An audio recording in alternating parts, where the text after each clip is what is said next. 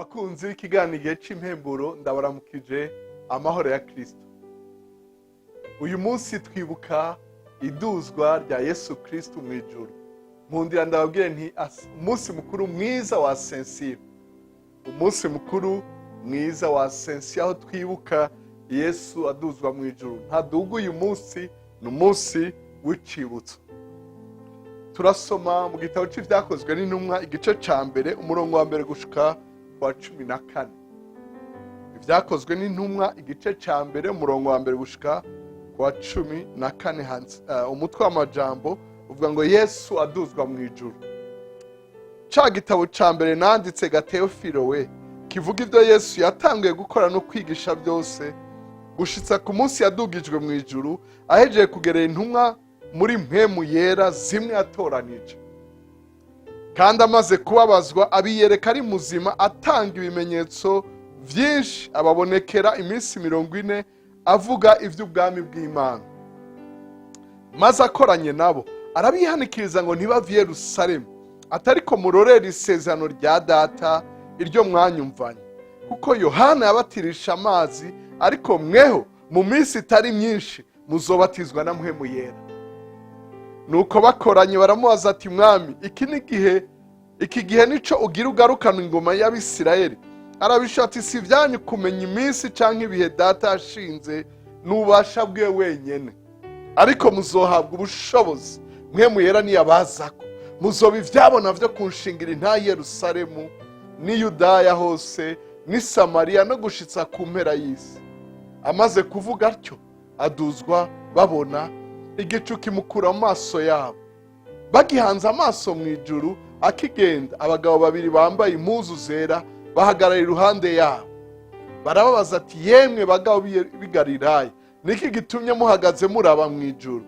Uyu Yesu abakuwemo akaduzwa mu ijuru azoza atyo nk'uko mumubonye aja mu ijuru.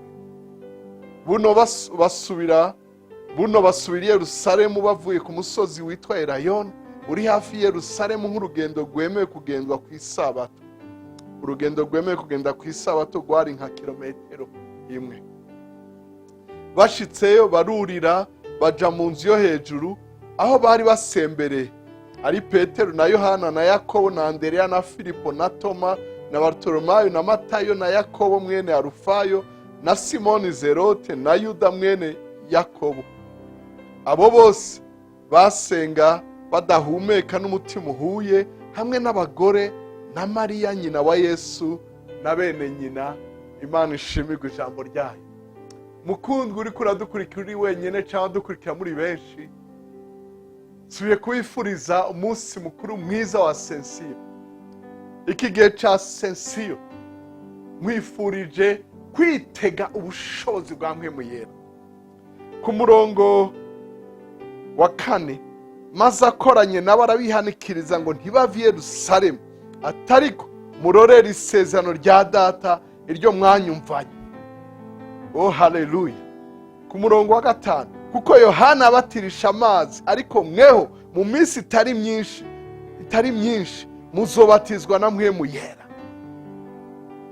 Mukundwa kuri uyu munsi wa Asensiyo witege, urorere, urindire ubushobozi bwa Mpwemu Yera.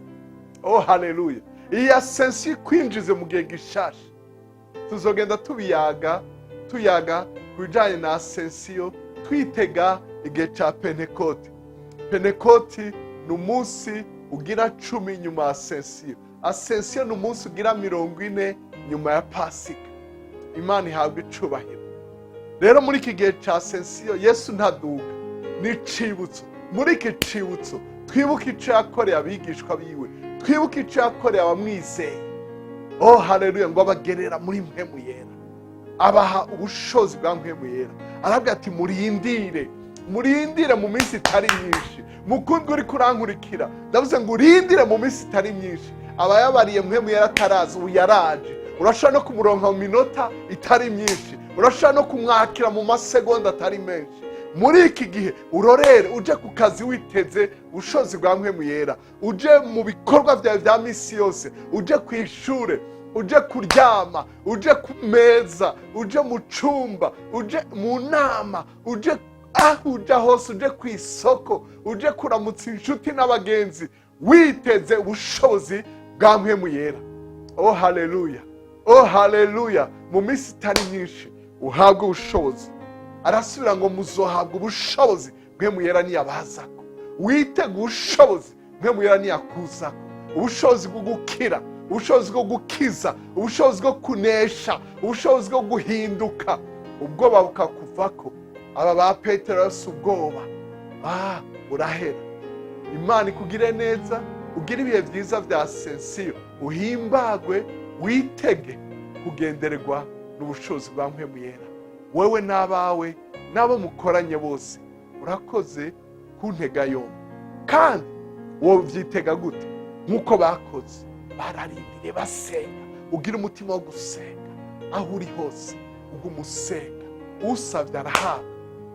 Muri Luka igice ca 11 aravuga ngo ninde muri mwebwe umwana yosaba ifi akamuha inzoka, yosaba irige akamuha sikopiyo, yosaba umutsima cyangwa umukata akamuha ibuye?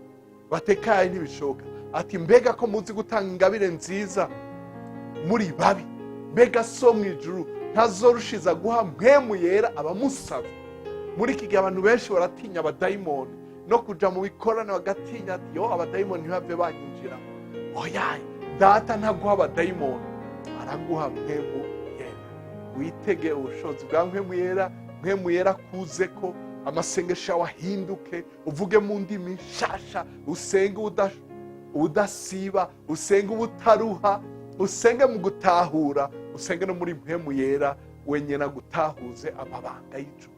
Urakoze kudutega yombi no gusangiza abandi ijambo ry'Imana, kandi mubandanye kudusangiza intahe nziza tubandanya kuronka. Imana ibahezagire mu banyu no mu byanyu. Murakoze. Amen.